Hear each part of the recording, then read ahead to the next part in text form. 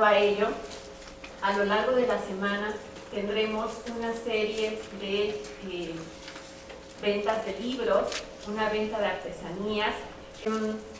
Como ya les explicamos, la idea es que ustedes puedan participar para no retrasar más este evento. Para mí es un placer el día de hoy tener nuevamente con nosotros a la doctora Olivia Tena, a quien no solo estimo y admiro profesionalmente, sino además personalmente por la calidad humana que tiene.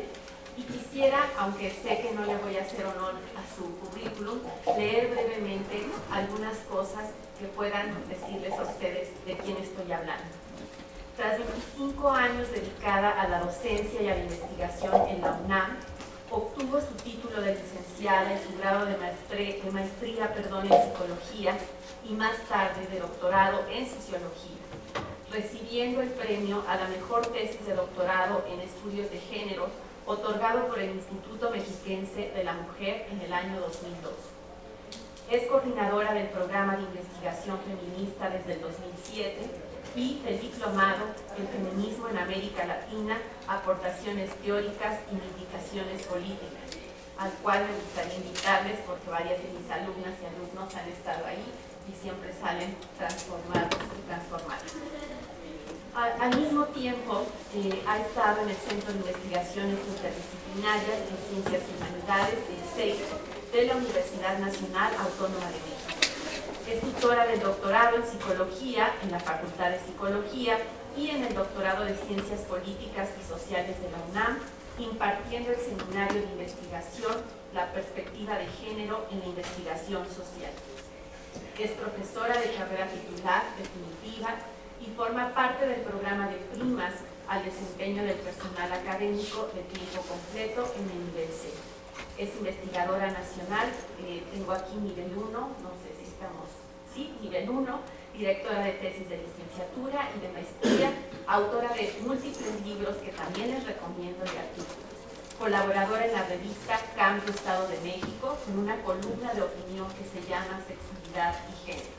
Sus líneas de investigación, si es de su interés acercarse a ella posteriormente, son estudios feministas sobre la condición masculina, en particular con subtemas como crisis de empleo y crisis de masculinidad, epistemología y metodología feminista para el estudio de la condición masculina, y otra gran línea tiene que ver con sexualidad y soltería, en particular prácticas e identidades de mujeres y varones viviendo la soltería en edad madura y derechos sexuales y reproductivos en la adolescencia. No me queda, no me resta más que darle la bienvenida a la doctora Olivia Tena, quien hoy nos deleita con la conferencia La masculinidad bajo sospecha, un debate feminista sobre la sexualidad y reproducción masculina. Un fuerte aplauso.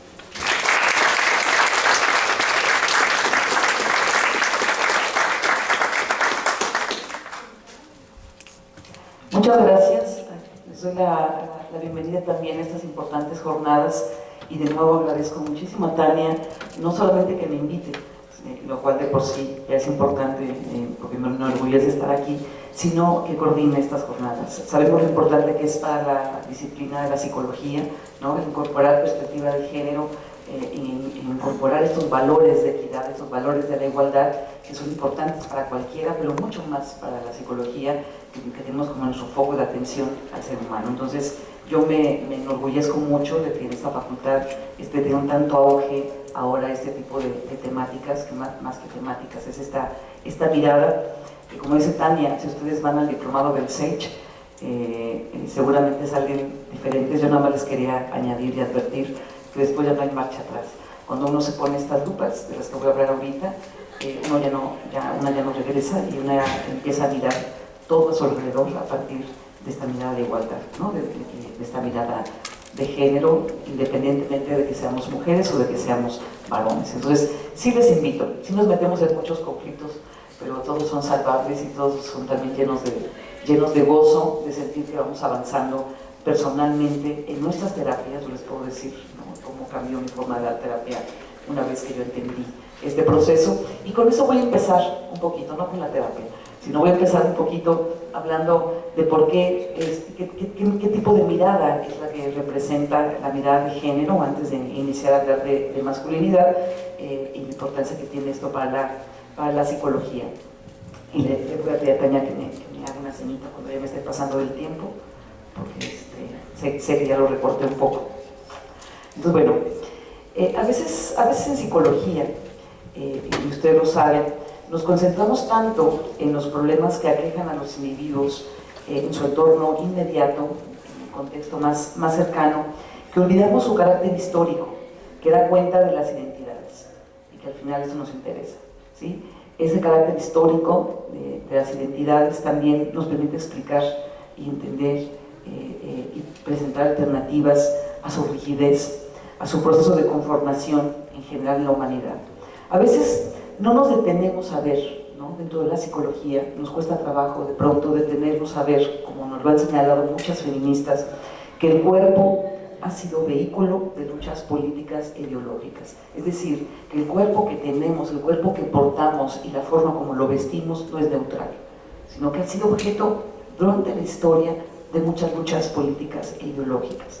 Ayer estaba yo justamente leyendo a Cristina Alsina y Laura Borras, quienes en el año 2000, ellas nos recordaban cómo las juventudes de los años 60 y 70 del siglo pasado, ya son re lejos, ¿verdad? Pero en el siglo pasado, en los años 70, yo era una adolescente, que me tocó disfrutar de esto que les voy a contar, disfrutar y sufrir de esto que les voy a contar,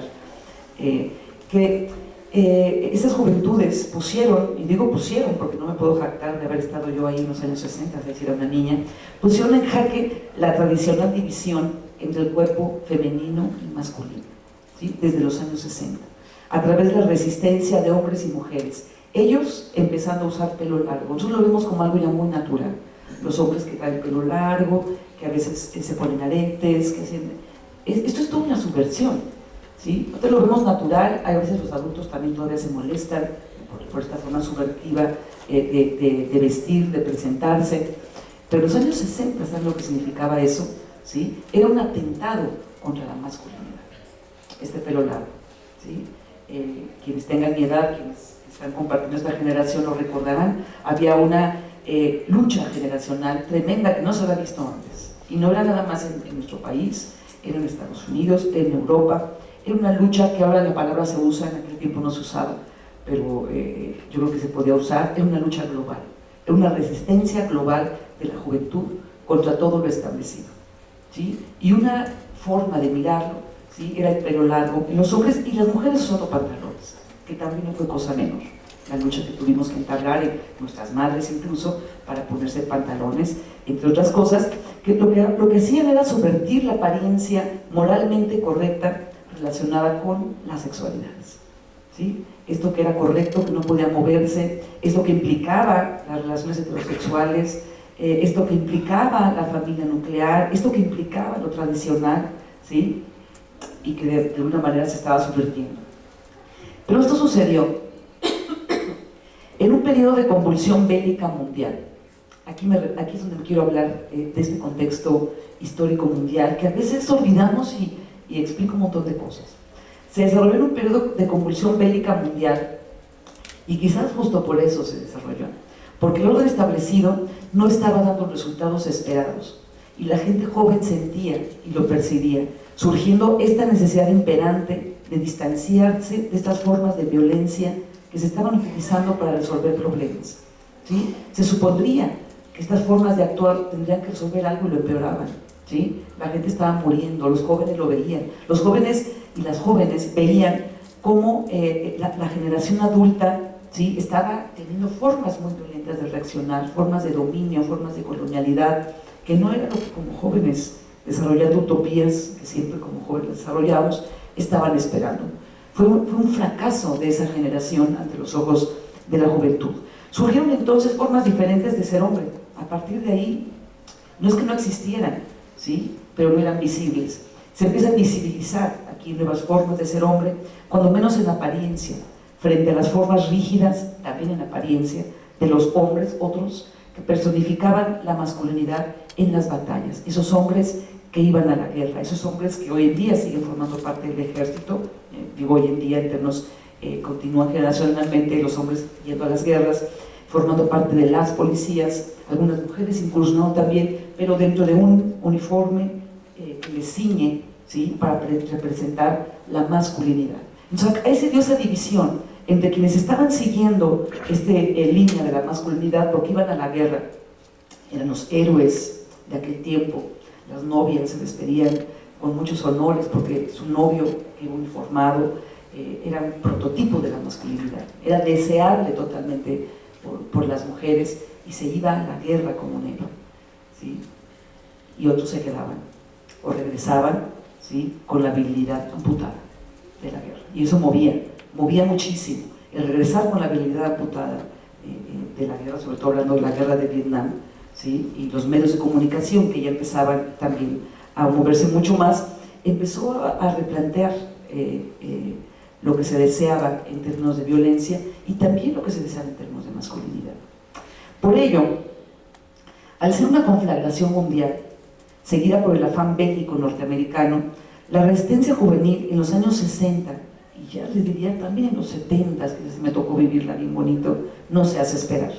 Y como una forma de esta, resurge también, ¿sí?, no fue casual, aunque queramos darle otras explicaciones muy lineales, pero no fue casual, resurge el feminismo en su segunda ola, justamente en ese tiempo. El feminismo había iniciado en la época de la Ilustración, surge el movimiento sufragista, logramos los votos, logran nuestras bisabuelas los votos, ¿sí?, y finalmente había habido un periodo como de pausa, como si ya hubiéramos acabado de luchar, y de repente surge esta importante resistencia juvenil, y entonces las mujeres se reorganizan, las mujeres de esa época se organizan, y surge también entonces el feminismo en su segunda ola. A este fenómeno no estuvo ajena la región latinoamericana, ¿sí?, aunque casi siempre nos cuentan la norteamericana, pero la norteamericana tuvo mucha influencia en la latinoamericana, por cierto. Esta región latinoamericana vivió esta sacudida mundial de forma particularmente grave ante los refuerzos colonialistas de los países dominantes en búsqueda de no perder su hegemonía frente a las resistencias de las juventudes de izquierda que retomaron valores coincidentes con las luchas juveniles del mundo, y dentro de estas, ahí estábamos, o ahí estaban nuestras bisabuelas, las feministas del resto del mundo. Era un movimiento que yo llamaría global, como les digo, desde entonces, en contra de la violencia colonial, de la violencia racista, de la violencia imperialista y de la violencia patriarcal, que hasta entonces se consideraba que era un aspecto inherente y por tanto inevitable a la relación entre los pueblos. Hasta entonces, el modelo de humanidad había sido el hombre varón. Aquí yo casi siempre me gusta decir el varón en lugar del hombre, para que el hombre no se confunda con humanidad, pero como de repente en las mesas nos desviamos mucho en esta discusión, si hay que llamarle hombre o varón, aquí cuando estaba yo escribiendo eso para ustedes, estaba yo pensando, y si mejor le digo el hombre varón ya para que no haya discusiones, que es lo de menos, ¿verdad?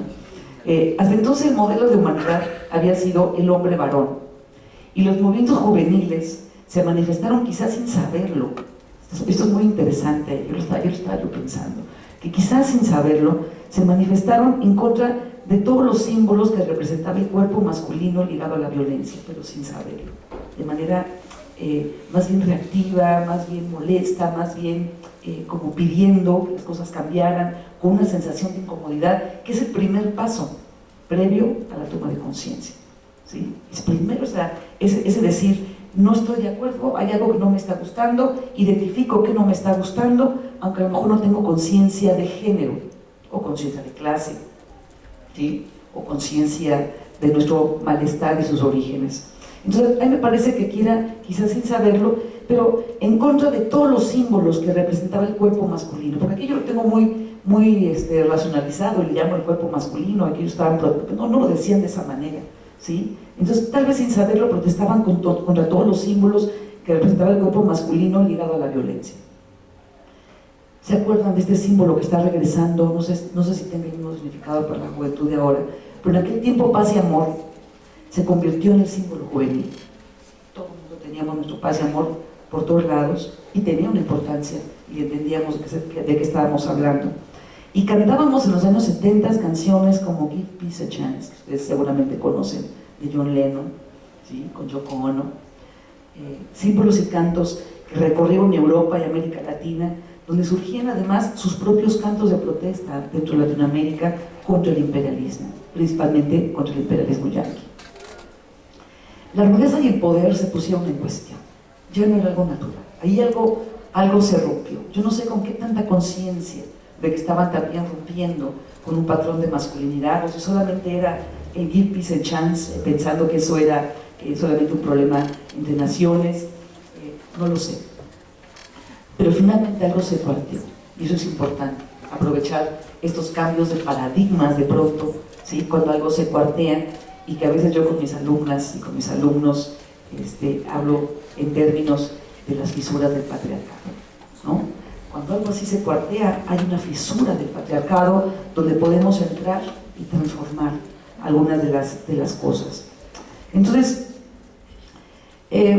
aunque la rudeza y el poder se pusieron en cuestión, faltó una reflexión más a fondo de cómo eso, contra lo que se luchaba, era también una representación de la masculinidad. Pero no había voces generalizadas en contra de la violencia intrafamiliar. O sea, eso es lo que es de pensar que no había una conciencia real, que se consideraba inherente a la vida de pareja y parte de su vida privada todavía en ese tiempo. Esta violencia solamente había voces pues feministas también empezando a decir que el derecho al trabajo, el derecho a vivir sin violencia, de manera muy tímida, porque todavía esta parte de la violencia en los años 60 formaba parte de la vida privada, y los esposos tenían el derecho sobre el cuerpo de sus esposas, los hombres controlaban el cuerpo de las mujeres, y los golpes que sucedían dentro de las paredes de ese hogar que tanto defendía la tradición no era algo de interés público, hasta que surge el grito feminista en los años 70 que decía: lo personal es político. Ahí fue otro cuarteadura. Lo personal es político, y eso recorrió todo Latinoamérica, ¿sí? Recorrió todo Latinoamérica, ¿sí? Entonces aquí en Chile, en Bolivia, en México decíamos, ¿sí?, que tenemos derechos y libertades en nuestra cama, en nuestras casas y en la calle, y lo seguimos diciendo. Pero en ese tiempo parece que la lucha no era conscientemente en contra de esta masculinidad dominante. Esta violencia en los años 80 en Latinoamérica fue evidenciada entonces como violencia doméstica, acoso sexual, violaciones del matrimonio, etc., pero hasta los 80. Es en este contexto que uno de los temas insertos en los debates feministas desde finales de esta década, de los 80, ha sido el de la sexualidad masculina, ¿sí? A partir de ahí, donde se empieza a hacer legítima la lucha en contra de la violencia hacia las mujeres, el acoso, etcétera, que es parte de la violencia, se empieza a reflexionar más sobre la sexualidad masculina como una preocupación ante lo que se evidenció y desnaturalizó como violencia sexual ejercida contra las mujeres. Sin embargo, no se concebía como parte de un mismo fenómeno, de todo lo que les he venido hablando, de peace chance y todo esto, no se concebía como parte de un mismo fenómeno y sistema denominado patriarcal, que extiende sus redes desde lo privado hasta lo transnacional. En aquel tiempo no se podía ver. En los años 70 y 80 se hablaba de lo que no querían los jóvenes en la humanidad, y algunas mujeres por nuestra cuenta, así ya me incluyo las 70-80, reivindicábamos nuestros derechos a una sexualidad libre, al trabajo en igualdad de condiciones. Aún faltaban categorías teóricas. Ustedes que están estudiando, que están instalados en la ciencia, saben que construir categorías teóricas no es un capricho, ni de las ciencias sociales, ni de las ciencias naturales, ni de ninguna ciencia, sino que eso nos permite sistematizar nuestras reflexiones, ¿sí?, y avanzar en ellas. Entonces, en ese tiempo todavía no había categorías teóricas, no podemos decir que cómo es posible que en aquel tiempo no pensaban así, no se había ni siquiera, ¿sí?, construido en los 60 la categoría de género, no existía, apenas estaba resurgiendo la segunda ola feminista. Acuérdense, quienes han estudiado esto, que la categoría de género se empezó a construir ya como palabra, como categoría con nombre, ¿sí?, en los años 70, aunque desde los 50, por supuesto, ya había todo un camino recorrido con Simone de Beauvoir.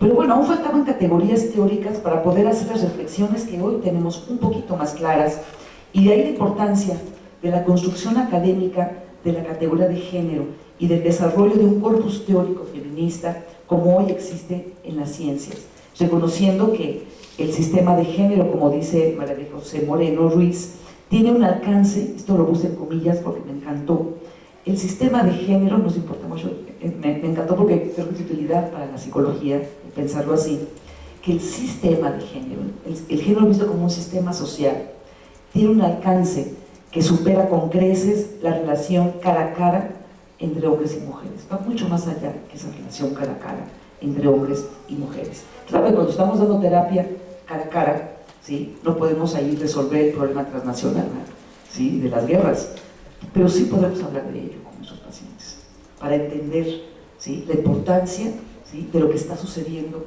¿sí?, y de cómo esto está explicado para lo que está pasando hoy cara a cara, y que la gente sienta que tiene el poder de decidir si quiere cambiar su cara a cara y además seguir luchando por lo demás.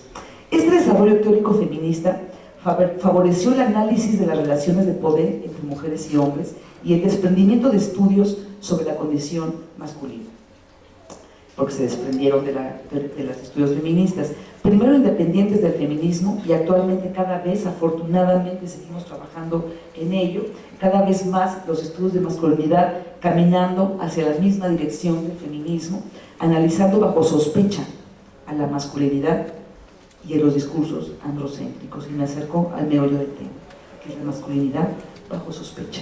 ¿Sí? Aquí digo, hombres y mujeres, desde el feminismo, con los estudios de la masculinidad, ¿sí?, mirando y trabajando bajo sospecha lo que se realiza, los avances, los retrocesos, etc. Entonces entramos al tema de masculinidad bajo sospecha desde diferentes puntos de vista. Puse como título de esta ponencia masculinidad bajo sospecha porque sentí que me daba para mucho. Sí, y bueno, podemos pensar más nada bajo sospecha, no sé ustedes estén imaginando. Yo creo que ahorita les digo, levanten la mano, me pueden decir cosas diferentes, cada uno de ustedes. Entonces es un concepto que da para mucho y que si nos dan un tiempito al final de discutir, Tania, a ver si me lo comentan, qué estaban pensando cuando leyeron masculinidad bajo sospecha.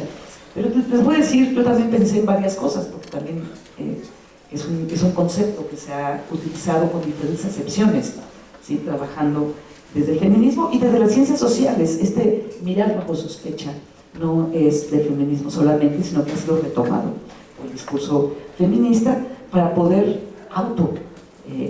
automonitorearnos en el trabajo que realizamos hacia la igualdad. Entonces, la primera acepción, que es muy importante, voy a hablar de dos primeras muy importantes, después ya no voy a otras más importantes todavía, ¿no? La primera acepción, que es muy importante, ¿sí?, tiene que ver con lo que dice Alicia Puleo, que fue una de las que empezó a hablar no fue la primera fue Celia Amorós con otro sentido, pero Alicia Puleo en el 2000 empezó a hablar de esta masculinidad bajo sospecha, hablando de que los hombres sienten su virilidad permanentemente en peligro, ¿sí? Los hombres sienten su virilidad permanentemente en peligro, es decir, la sienten continuamente bajo sospecha, ¿sí? Continuamente se sospecha de los hombres si realmente son hombres, continuamente los hombres sospechan de sí mismos si realmente se están comportando como hombres de verdad para ser reconocidos como hombres por otros hombres, aunque suena trabalenguas. Y también para mantener esta virilidad viva requieren de la violencia.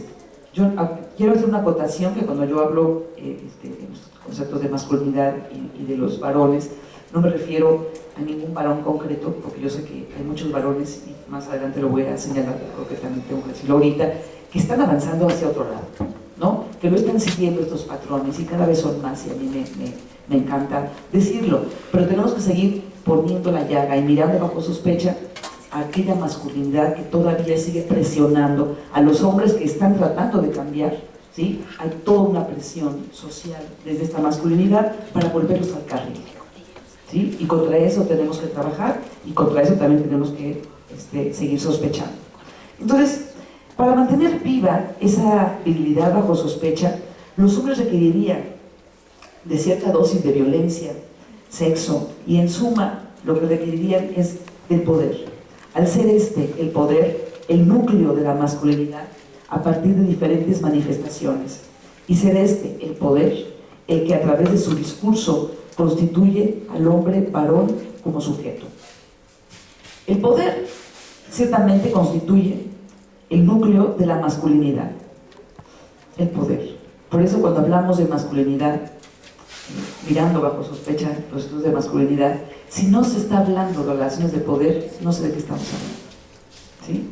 Si cuando hablamos de género, relaciones de género, no estamos analizando las relaciones de poder, entonces no sé de qué estamos hablando de disparates, llevando de otra cosa, ¿sí? Porque el poder constituye, de acuerdo a esta mirada feminista, por supuesto, el poder constituye el núcleo de la masculinidad, pero es la sexualidad, de acuerdo con Parinker, el principal ámbito social del poder masculino.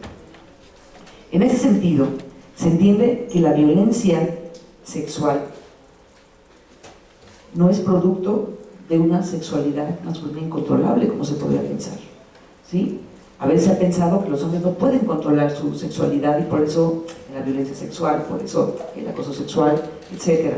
Pero con los estudios que se han realizado y el desarrollo teórico, lo que se tiene claro es que la violencia sexual es producto de las relaciones de poder, no es producto de la sexualidad masculina incontrolable. Ese ser incontrolable de la sexualidad masculina es una construcción social, ¿sí? Es parte de una ideología masculinista. Dicho de otra manera, como lo señalara Yvonne Sass desde el 1998, desde finales del siglo pasado, imagínense, ¿sí? Ya cuánto tiempo ha pasado, siempre que esté en juego, decía Yvonne Sass, siempre que esté en juego el poder masculino en las relaciones entre mujeres y hombres, estas relaciones de género se vinculan con los comportamientos sexuales masculinos. Esos comportamientos sexuales, en cada caso estudiado, resultan ser interpretados como reafirmantes de la identidad masculina, siempre bajo sospecha para lograrlo. Cuando en las relaciones entre hombres y mujeres, y aquí estoy hablando de relaciones heterosexuales, ¿sí?, se está poniendo el poder en medio, ¿sí?, hay una sexualidad desigual que está jugándose y siempre buscando mantener esa habilidad bajo sospecha. Y aquí cabe hacer alusión a los debates históricos en torno a la sexualidad masculina.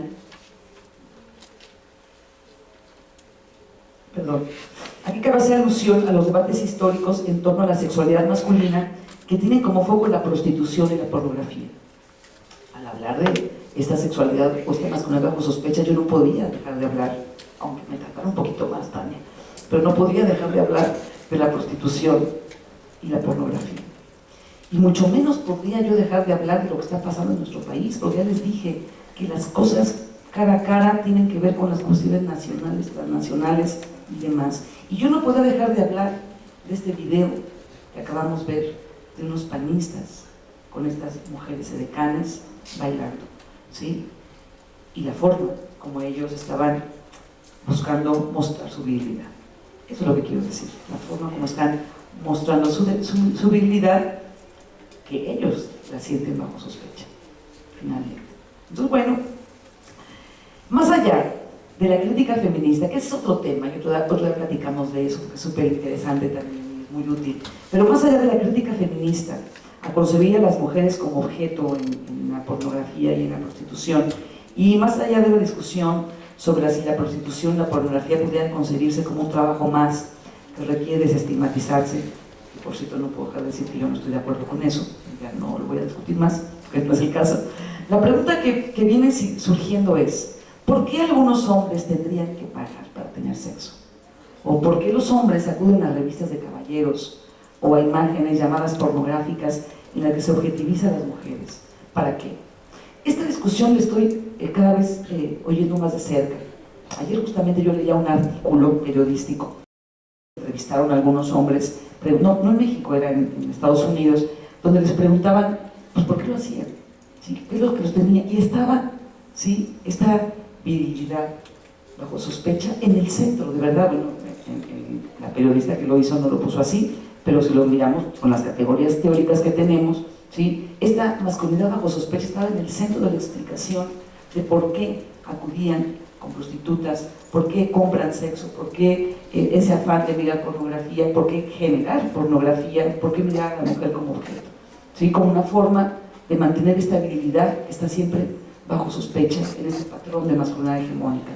Entonces, de un discurso de finales de los años 70, en que las feministas veían a la prostitución como una muestra clara de la opresión femenina, con todos los debates internos al feminismo y rupturas que se generaron, y que yo creo que vamos a platicar ahorita, ahora de manera reciente empieza a cuestionarse esta práctica en un entorno analítico referente a la sexualidad masculina, lo cual me parece perfecto, que es lo que hay que desmontar, al final de cuentas. Se cuestionan estas prácticas desde los discursos feministas y de los estudios de la masculinidad que consideran la experiencia de los varones ante su propia virilidad bajo sospecha no como una forma de justificar tales prácticas, sino como una forma de transformación, cambiando la sospecha por la conciencia. Como una sexualidad masculina agresiva, egoísta y violenta, pero susceptible de análisis y transformación desde otra forma de sospecha. Bueno, volviendo al tema de del grupo panistas que estuvieron en Puerto Vallarta, aprovechando la reunión plenaria y de noche llenos de fiesta con estas mujeres, solamente quiero señalar algunas imágenes de este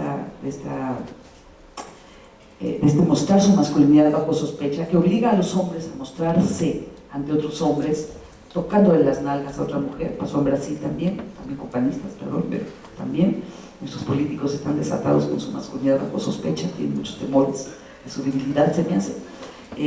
Tocando los glúteos a una mujer, ¿sí?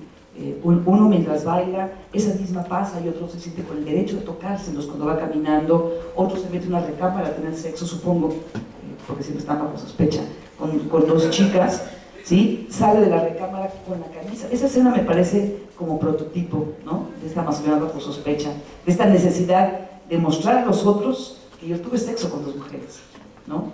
¿Sí? No voy a contar detalles, pero voy a salir con mi camisa desabrochada, mostrando el pecho y con una mujer de cada lado.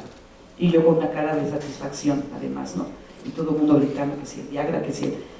Esa era una reunión de hombres, una reunión de caballeros, en esos pactos que tiene la masculinidad de pronto, que no todos los hombres son así por fortuna, pero este pacto de caballeros, donde de ahí no salía además, eran secretos de ese grupo de hombres, ¿sí? Objetivando a las mujeres y reafirmando ante ellos mismos, ¿sí? Que son unos hombres de verdad.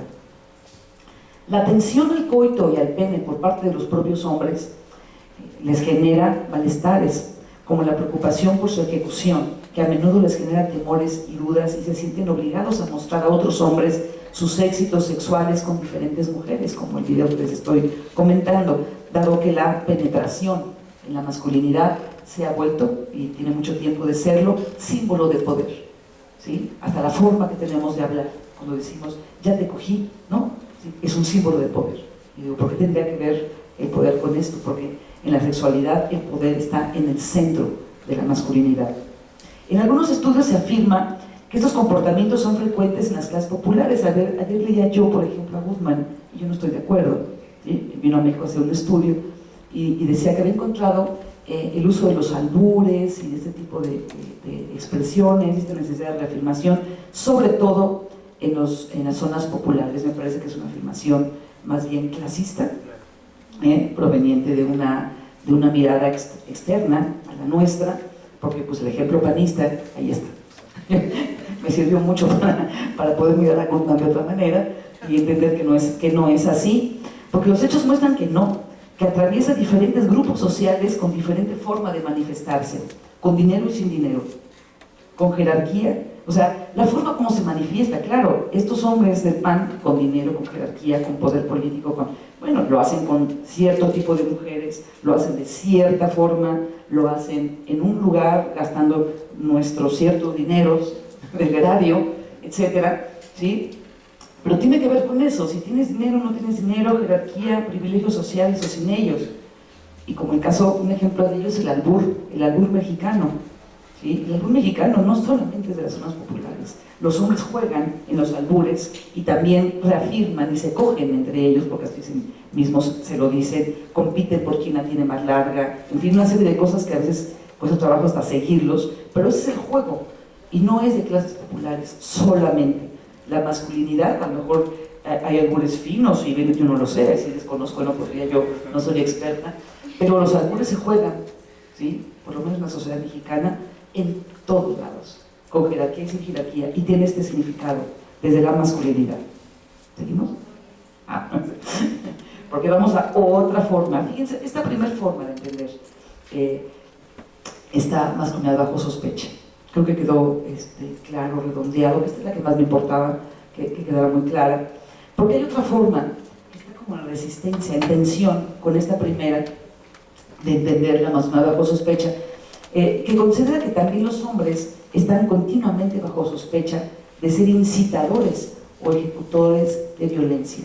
Y esa es la mirada externa a los varones, ¿no? Que estamos pensando que se han construido de esta manera que les acabo de platicar, y bueno, no es raro que digamos son de peligro, ¿sí? Entonces ponemos vagones del metro para mujeres, ponemos vagones de metrobús que son para mujeres, nos fijamos, empieza a haber investigaciones sobre ciudades seguras para mujeres. Ahorita en el SAGE hay una investigación muy interesante que está realizando, un trabajo, no nada más investigación, sobre universidad segura para las mujeres. En fin, empieza esta situación de proteger a las mujeres, ¿sí?, de los hombres, porque los hombres en general son proclives a la violencia, ¿no?, de la violencia sexual. Entonces, es otra forma de estar viendo bajo sospecha a los varones y a la masculinidad, ¿sí?, entendiendo que siempre hay este riesgo. Los hombres desde ahí son percibidos como sujetos sexuados y sexualizados, erotizados permanentemente y construidos para el ejercicio de la violencia sexual de muchas formas como estrategia para mantener el control sobre las mujeres de manera real o imaginaria, por lo que nosotras, las mujeres, requeriríamos de protección en los espacios donde transitan. Decía yo que esta segunda forma de ver la masculinidad bajo sospecha entra en tensión con la primera, porque por un lado los hombres están tratando de reafirmar su masculinidad, de la cual sospechan, ¿sí?, y por otro lado, desde afuera, se sospecha de ellos por ser así, ¿no? Y se restringe de ciertos espacios por no poner en riesgo a las niñas, a los niños y a las mujeres en general. Entonces los hombres están en esta que yo diría que es una tensión de estas dos masculinidades bajo sospecha. Hay muchas reacciones de algunos hombres indignados. Sí, mi esposo es uno de ellos, lo tengo que reconocer. Nos hemos aventado unas batallas campales a punto de firmar el divorcio. ¿Por qué? Y entiendo el punto de vista, ¿no? Es decir, ¿por qué tienen que poner vagones especiales para las mujeres? ¿Sí? Él me dice, yo me siento aludido, ¿sí? Siento como si estuvieran acusándome a mí, como estuvieran sospechando de mí. Dice, y tú sabes que yo no te digo que tú, o sea, es dejar de personalizar el problema, ¿sí? Tratarlo de mirar como un problema social más que individual. Y bueno, entre las patas sí nos llevamos en la sospecha a muchos hombres que están cambiando y que no pueden entrar libremente a los vagones que quieren, pero por eso son medidas temporales. Pero es este mirar bajo sospecha, que una vez que la primera sospecha cambia, y tenemos que trabajar para eso, la segunda mirada bajo sospecha automáticamente también se va a transformar. No va a haber necesidad de proteger a las niñas, niños y mujeres, ¿sí?, que caminan a las 12 de la noche en la calle y en minifalda y en tacones si se les da la gana, ¿no? No habría que protegerlas, pero por lo pronto se requiere una protección, se requieren cámaras, se requieren vagones, se requieren leyes, que son otras formas también de mirar a los hombres bajo sospecha. Esta ley de acceso a una vida libre de violencia, hay hombres que también se indignan, dicen, pero ¿por qué es tan exagerada, tan detallada?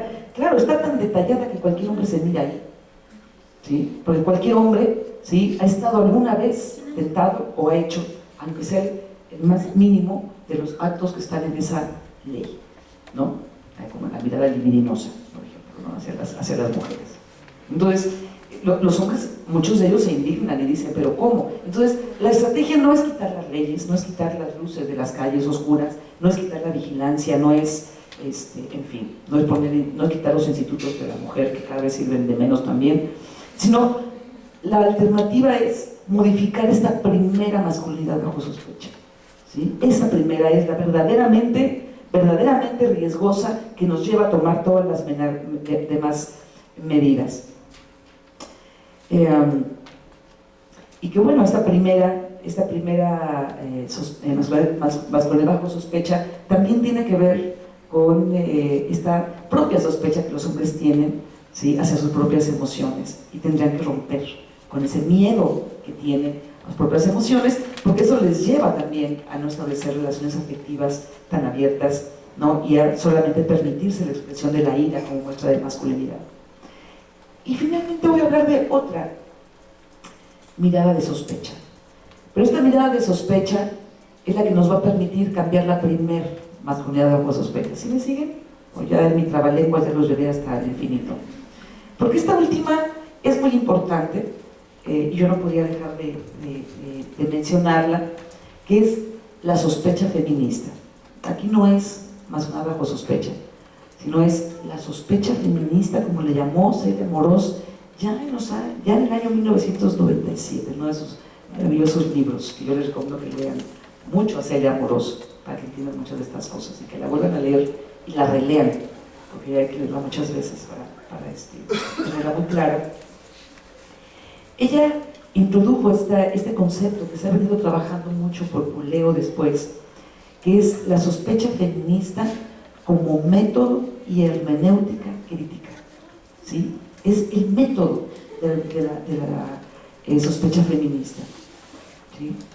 Yo recuerdo que cuando estuve en La Habana, que hice una estancia corta en La Habana, que fue un encanto de estancia, un grupo de feministas me invitaron a un evento, y se llamaba el evento Mirando bajo sospecha. Es cuando yo en aquel momento no lo ligaba yo, ahora lo ligo con Celia Amorós, sé que viene de ahí directamente. Era Mirando bajo sospecha, se llamaba, un evento que se realizaba cada mes feminista, y era todo mirarlo bajo sospecha. Y yo, mis estudiantes que están aquí presentes, saben que cuando estamos en clase, yo siempre les digo que tenemos que mirar bajo sospecha, porque me contagié de Celia Amorós y ya no me voy a descontagiar, jamás. Es una mirada crítica, finalmente, ¿no? El mirar bajo sospecha es una mirada crítica. El mirar feminista bajo sospecha alude al feminismo crítico. Y bueno, aquí Leo y Amorós hablan de esta como un método y una hermenéutica. La hermenéutica en términos de un modo de interpretar la realidad, siempre bajo sospecha. Quiere decir que no damos nada por hecho, que no nos lo creemos a la primera, nada, aunque parezca. ¿Sí? Aunque lo aparente nos pretenda convencer, nunca a la primera. Siempre tenemos que mirar bajo sospecha y después crear nuestro propio juicio de lo que hablamos. Entonces, ha sido pensada como método y hermenéutica crítica que permite desmantelar los discursos androcéntricos de la ciencia y los cambios en discursos y prácticas sobre la masculinidad y la igualdad de género, provenientes incluso de grupos de varones profeministas o de varones por la igualdad, que, como propone Bonino, requieren de una continua autovigilancia, autosospecha por parte de los propios hombres y de las propias mujeres.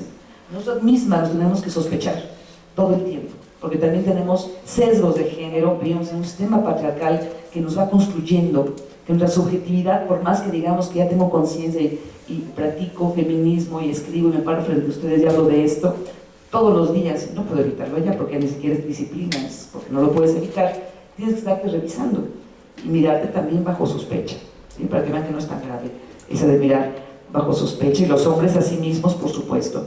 Esta es otra forma, pienso yo, de vincular la masculinidad bajo sospecha como método propuesto para mujeres y varones. Yo quiero cerrar diciendo que este mirar bajo sospecha, mirar la masculinidad bajo sospecha en este último sentido, porque pensemos que podemos quitar los otros, hay que trabajar mucho en ellos, es algo que no debemos dejar de hacer, sobre todo cuando estamos escuchando los discursos sobre masculinidad.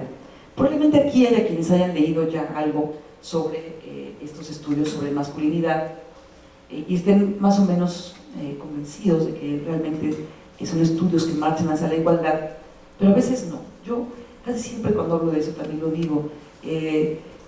Cuando yo leo a los hombres que son nuestros aliados feministas y que escriben sobre sí mismos, sobre masculinidad, me parece que a veces les cuesta mucho trabajo desde ese cuerpo de hombre. Cuando yo hablo de un cuerpo de hombre, acuérdense, estoy hablando de un cuerpo con historia, un cuerpo con ideología y con política, no de un cuerpo de una persona. Pero me parece entonces muy complicado que desde ese cuerpo de hombre, ¿sí?, se pueda generar completamente una teoría, ¿no?, sin sesgos de género, ¿sí? Por supuesto que ha habido muchos avances muy maravillosos. Yo he leído textos de varones que me han convencido mucho, ¿sí?, pero otros que también son aliados y que a veces los leo y digo, y encuentro, y como siempre miro bajo sospecha, además le encuentro el sesgo. Entonces tenemos que hacerlo, no para pelearnos con nadie. Los dos de la masculinidad son mis cuatísimos, yo debato mucho, nos reunimos mucho para discutir sobre estos temas, ¿sí? Pero los miro. Me llegó mi compañera, mi querida amiga compañera cubana, que le estaba yo contando, Lourdes, de cuando estuve en Cuba contigo, allá está, ella me invitó desde la Universidad de La Habana, y este evento que era mirar bajo sospecha, ¿no? Que un poco es el tono que le quise dar a esta ponencia. Recordé mucho mi estancia riquísima en La Habana. Pero entonces, los estudios de la masculinidad tienen que ser mirados bajo sospecha, ¿sí? Por supuesto que los feministas también, aunque esos pudiera ser que estén mucho más trabajados porque tienen las categorías teóricas desarrolladas, pero también los estudios de género. Cuando se llaman estudios de género, miremoslos bajo sospecha, porque muchas veces tienen también sesgos de desigualdad. Entonces, yo con esto quiero terminar, y simplemente les recuerdo que tenemos diferentes formas de mirar bajo sospecha, y que solamente estas son 3, y la siguiente vez que nos veamos a lo mejor ya tenemos otras más, y al final ustedes me dirán en cuáles han pensado. Muchas gracias.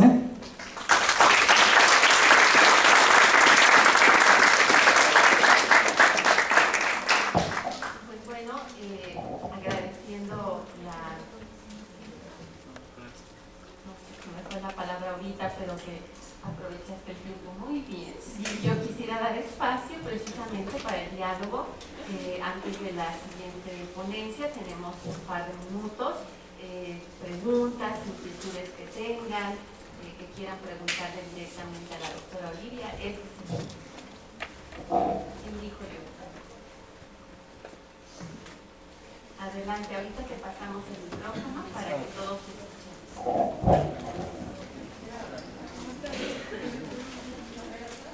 Bueno, sí, y ahí vamos. Luego llegamos contigo.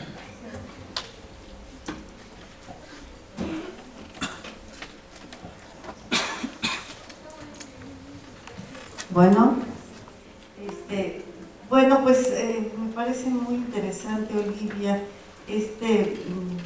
planteamiento de vernos a todas y a todos bajo sospecha, porque la masculinidad, como tú lo dices, como absolutamente engarzado y atravesado y visto desde el poder, nos atraviesa también a nosotras, mujeres.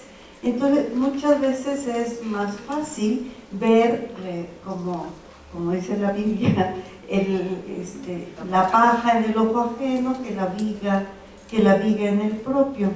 Y pienso que nosotras como mujeres podemos tener muy clara esta parte de poder y de privilegio masculino, pero podemos a veces estar ciegas a cómo este poder y privilegio masculino lo hemos introyectado también en nuestra manera de interactuar con los otros y con las otras, ¿no?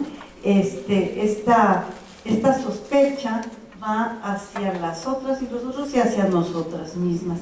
Estarnos revisando constantemente creo que es una de las partes que dices que me encanta y que no podemos dejar de estar conscientes, ¿no? Ahorita recuerdo un poema de Eduardo Galeano, Guerra de la calle, Guerra del alma, no sé que quién de nosotros, como quién está libre de culpa, ¿no? El que esté libre de culpa que arroje la primera piedra. Y en este camino estamos todas. Te felicito, es solamente una reflexión. Muchas gracias.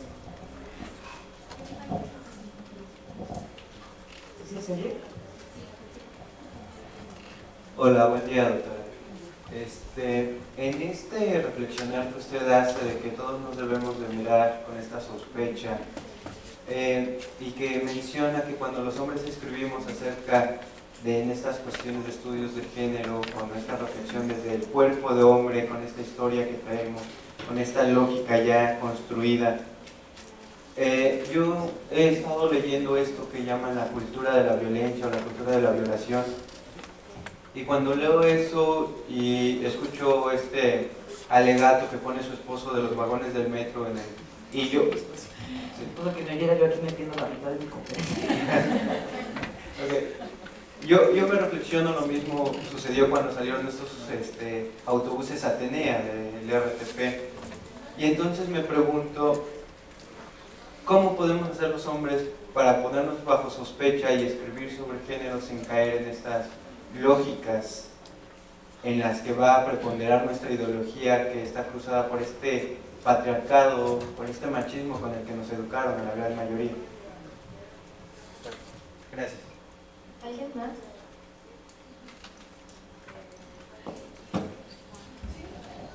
Bueno, sí, voy a hacer un comentario también a lo que tú acabas de comentar y tu pregunta que es fundamental, ¿eh? O sea, te agradezco que la hagas porque es algo que yo creo que requiere mucha discusión y mucho trabajo. Por un lado, sí, agradezco tu comentario y estoy totalmente de acuerdo contigo. Yo solamente quería más todavía profundizar en esto de la culpabilización, ¿no? Porque el mirar bajo sospecha también tiene que ver no solamente con la vigilancia de nosotras mismas, de no caer también en conductas machistas en contra de nuestras compañeras, ¿sí? En observarnos para ser solidarias entre nosotras, ¿no? Que eso nos cuesta mucho trabajo, incluso dentro de grupos feministas, ¿no? Aunque se genera la teoría de sororidad entre mujeres, de pronto no lo somos tanto, ¿no? Entonces, esa es una de las cosas que tenemos que mirar, pero también mirar bajo sospecha cuando otras personas nos culpabilizan, ¿sí? De todo lo que pasa a nuestro alrededor, ¿sí? De que si fuimos madres solteras, si el hijo nos salió drogadicto, que si, en fin, ¿no? Que si abortamos, que si no abortamos, si tuvimos muchos hijos o pocos, ¿no? En fin, todo esto que la sociedad nos va a culpabilizar, y tenemos que saberlo, ¿no? Dentro de este sistema de género, dentro de este sistema patriarcal, también tenemos que mirarlo bajo sospecha para deconstruirlo y hacerlo a un lado, ¿sí? Y eso lo ligo con la pregunta que tú me haces, que es dificilísima de contestar, pero que sí ha habido reflexiones. Yo soy de la idea de que el tener cuerpo de hombre no exime a nadie de ser feminista, ¿sí? Yo iría, y también lo he dicho a mis estudiantes, yo no iría solamente cuando hablamos de los grupos de hombres que trabajan masculinidad. Yo no me quedaría satisfecha, no me quedo satisfecha con que hablen de grupos de hombres, grupos por la igualdad, ni siquiera con los grupos profeministas. A mí me parece, para que una masculinidad sea totalmente disidente, que esa es la categoría que yo creo que tendríamos que poner en medio para responder a tu pregunta, para que hubiera una masculinidad disidente, que los hombres aquí presentes puedan ejercer, puedan practicar, y que yo creo que la llevan ya muy avanzada, y por eso están aquí, ¿no? Pero esta masculinidad disidente tiene que ser feminista, no profeminista, no igualitaria, no solidaria, no sensible al género, como luego decimos, pues que es sensible, es un hombre muy sensible al género. No necesitamos sensibilidades al género, necesitamos conciencia feminista, porque lo que implica la conciencia feminista no es el quitar el poder a los hombres, porque si no nos estaríamos invitándolos a ser feministas, ¿no? Sino lo que implica esta conciencia es la conciencia de la desigualdad histórica que han padecido las mujeres, ¿no? Y de la necesidad del cambio para un beneficio de hombres y mujeres de la humanidad, ¿no? Entonces, eso significa, y la forma de caminar hacia ello, que era esta pregunta también, hay estudios que han dado algunos datos, de manera muy reciente. Una alumna mía, Roberta Flores, que no está por aquí, pero que es de maestría Molina, que acaba de terminar, encontró, entre otras cosas, trabajando con mujeres feministas que tenían una pareja igualitaria, ¿no? Que se dice igualitaria, que al final de cuentas la única relación verdaderamente igualitaria que encontró en esa relación, de acuerdo a sus propias categorías, lo igualitario, con conciencia de género, ella no estaba mirando toda la vida ni toda la relación, sino cómo es que se distribuían, ¿sí? O cómo resolvían la crianza, esa es la gran cosa, ¿eh? Cuando nace un hijo, hasta la pareja más igualitaria se vuelve desigualitaria. Ahí empieza gran parte de los problemas de las parejas igualitarias, ¿sí o no? ¿No? Entonces, ella lo estudió, ¿sí? Y lo que encontró es que la única pareja que tenía una distribución del trabajo del cuidado, de la crianza, del trabajo doméstico equitativo, era aquella donde él había estudiado feminismo. No nada más acercándose a la igualdad, sino que había hecho estudios formales. Por eso cuando Tania les invita a participar en este diplomado, a mí me parece que es de lo más pertinente, ¿no? No porque sea del SAGE, yo creo que iba a decir váyanse a cualquier otro, pero no es cierto. No, este es un diplomado de verdad que tiene una formación feminista, en el sentido que les he venido hablando del feminismo, y que ayuda mucho a esta reflexión de la propia historia de una y uno con su cuerpo político.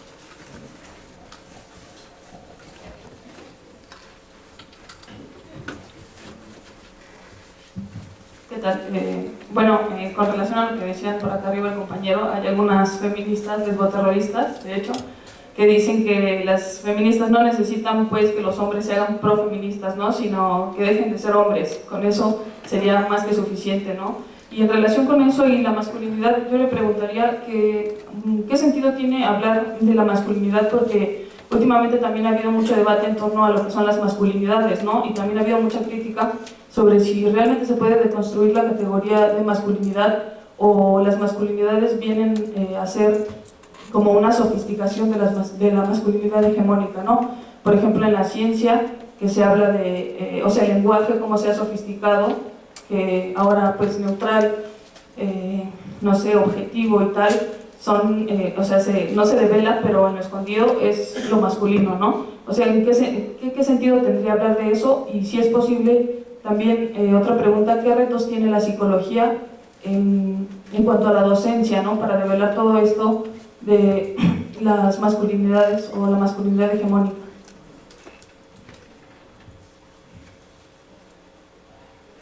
¿Puedes dar otra hora? Esta pregunta es como para uno. ¿No?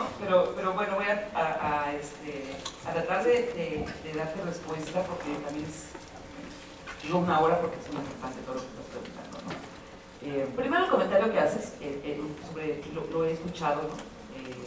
De quienes hablan, yo no les llamaría luego nazis, tampoco hablaría de las feminazis, que luego nos llaman a nosotras, ¿no? Me parece que es una forma de descalificar un pensamiento, ¿no? Yo sé que ellas se autonombran, a veces se las nombran. A mí no me gustaría hacerlo porque la palabra nazis tiene una serie de implicaciones de muerte, de violencia, que creo que no va por ahí. Podríamos llamarles radicales, ¿no? Y eso está padre, ser radicales en lo que hacemos, si queremos en ello, lo que sea, está bien, y da para el debate, ¿no? Entonces cuando dicen que si la solución sería que los hombres dejaran de ser hombres, pues depende de qué entiendan por ser hombres, cuando lo estamos diciendo, ¿no? O sea, ¿cómo podría un hombre dejar de ser hombre? O podría ser un hombre diferente, ¿sí? ¿Qué tipo de hombre querríamos? ¿Qué tipo de persona? Quizás hablaríamos, más que hablar de tipos de hombres y de mujeres, hablaríamos qué tipo de personas querríamos que fueran esos hombres y esas mujeres, o esos individuos que forman parte de la humanidad, llámense como se les llama. Pero pensar que el dejar de haber hombres es una solución, pues es como no darle solución. No darle solución, me parece, ¿no? Es como cerrar las puertas a una discusión, porque yo creo que es muy importante que sí la demos, ¿no? ¿Sí? Porque no es posible que deje de haber hombres, por lo menos no entra en nuestra lógica todavía. Yo no sé si dentro de 10 siglos regresáramos, esto ya se hizo de alguna manera, pero creo que el problema no es que haya hombres. Yo no pienso, o sea, ahorita discutiendo, tratando de responder a la pregunta del compañero que traes hace un momentito, sí, él es un hombre que está tratando de ser una persona diferente, cercana al feminismo, feminista y demás, ¿no? De aportar a la igualdad.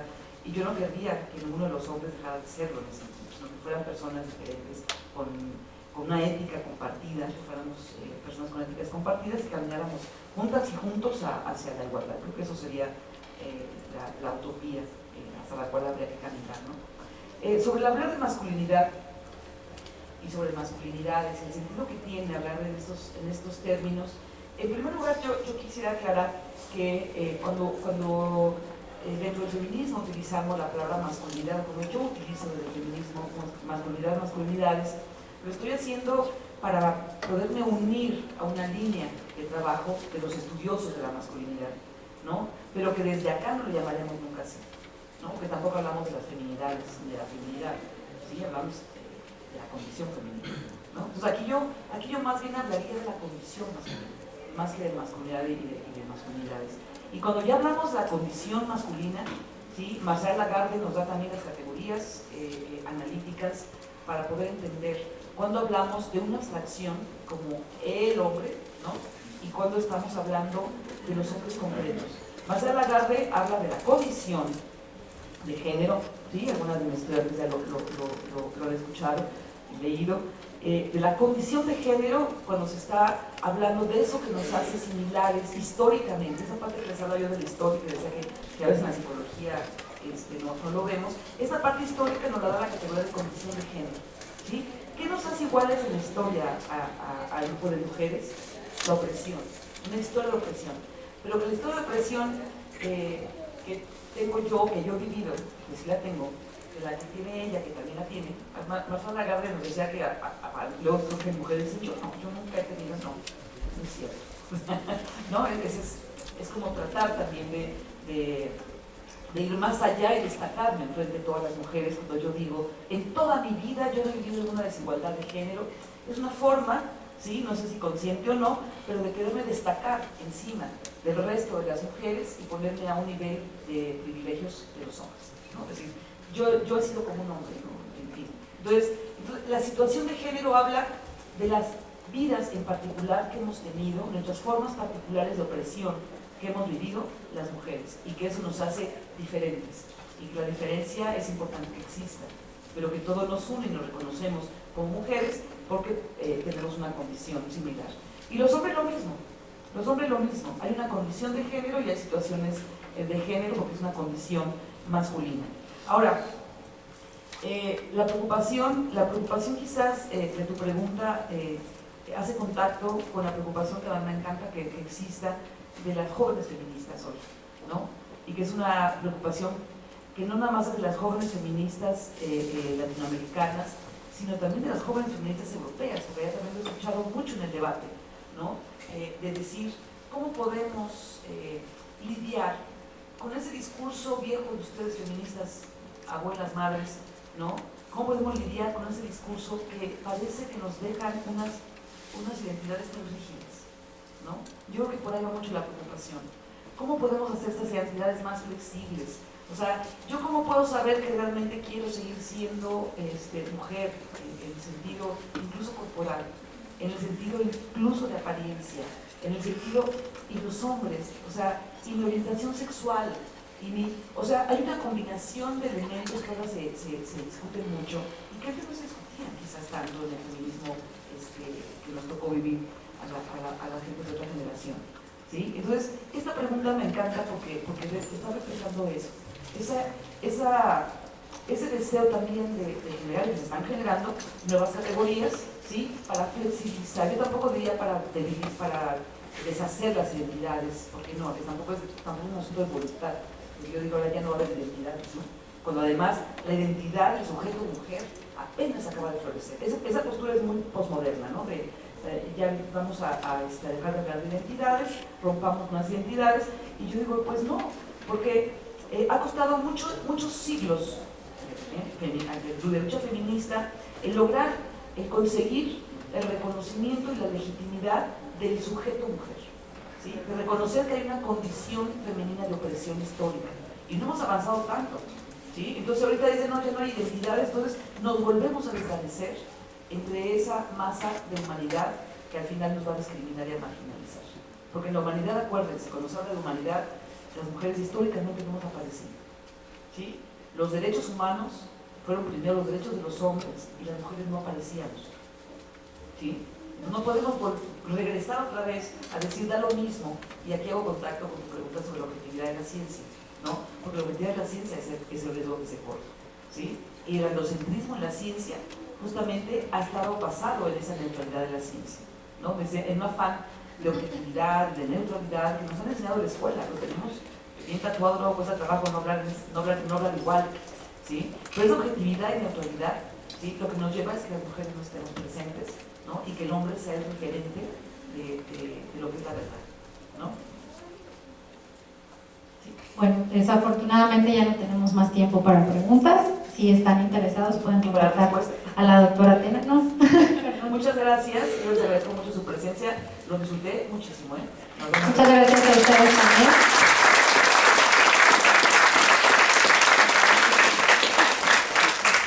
Gracias por su participación y hacemos entrega a la doctora Tena de su reconocimiento.